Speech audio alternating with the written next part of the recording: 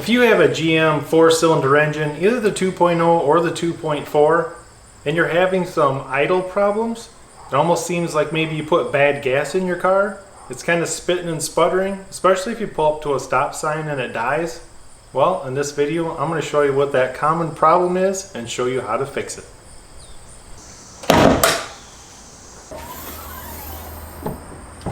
Alright, so there's 2 screw clamps we need to loosen. We have one right here, just a flat-headed screwdriver. I'm going to loosen this up so we can slide this off. And there's another one up towards the front.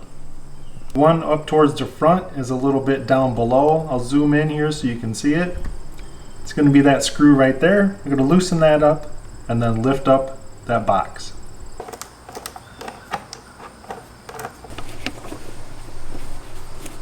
We have a small hose right here. We just need to pull straight out.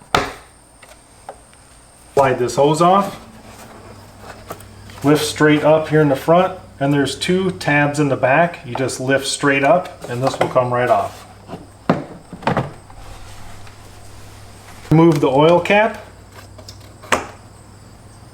Set that off to the side. We're going to put that back on, and I'll just lift straight up on this Ecotech cover.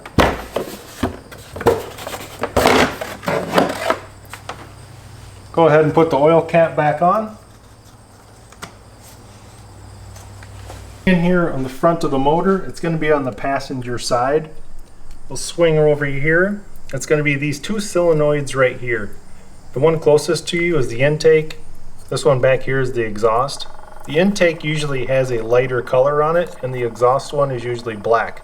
We'll just loosen up these clips, pull these out, and get these changed. To remove these, you're going to lift up on this tan tab, and you're going to push in on the black tab and pull straight up. Well, let's do one at a time. Now we have a 10mm bolt right there. We need to loosen that up.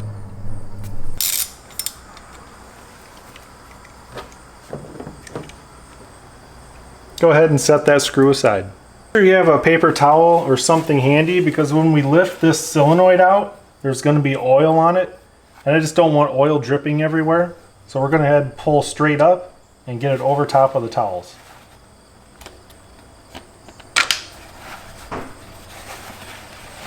Should look something like this. So now take a look at your new one and make sure it matches the one you pulled out and that it's identical. Now to reinstall, you're just going to push straight down, and you're going to want to kind of line up the screw with the screw hole. You can have it twisted in there any way you want, but you just want to get it lined up, eyeball it, and then push straight down.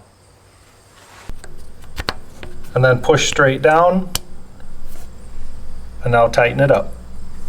Now go ahead and tighten up that screw hand tight. If you have a torque wrench, it's 7.4 foot-pounds. If you don't have a torque wrench, it's about a 1/4 turn past hand tight. Go ahead and reinstall the connector. I only do one at a time because you don't want to mess these connectors up. And then push down the tan locking tab. Lift up the tan tab, push in on the black tab, pull straight up. I'll go ahead and remove that 10mm bolt. We're going to quickly pull up and get it onto the paper towel. And you'll notice this is the exhaust side. It's going to have the black connector at the top.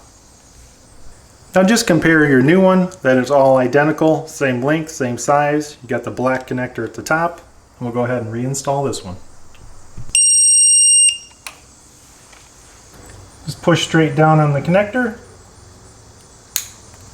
You'll hear it click in place. Push down on the tan locking tab. You'll hear that click in place. Give it a little tug and make sure it's secure. Cap off so we can reinstall this cover.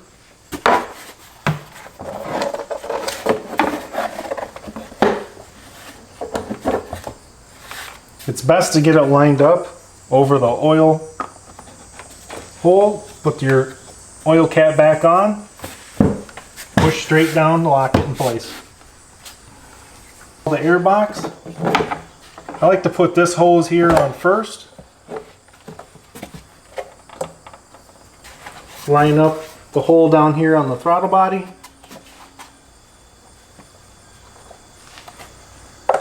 Push straight down in the back.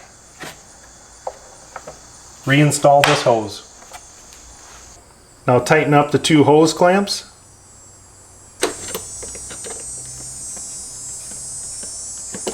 Let's go ahead and start it up and see how it runs.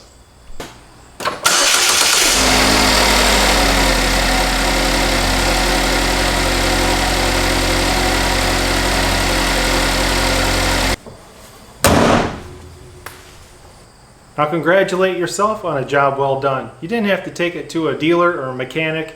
You saved yourself a lot of time and money and learned a little bit about your vehicle in the process. Hope you guys enjoyed this video, and thanks for watching.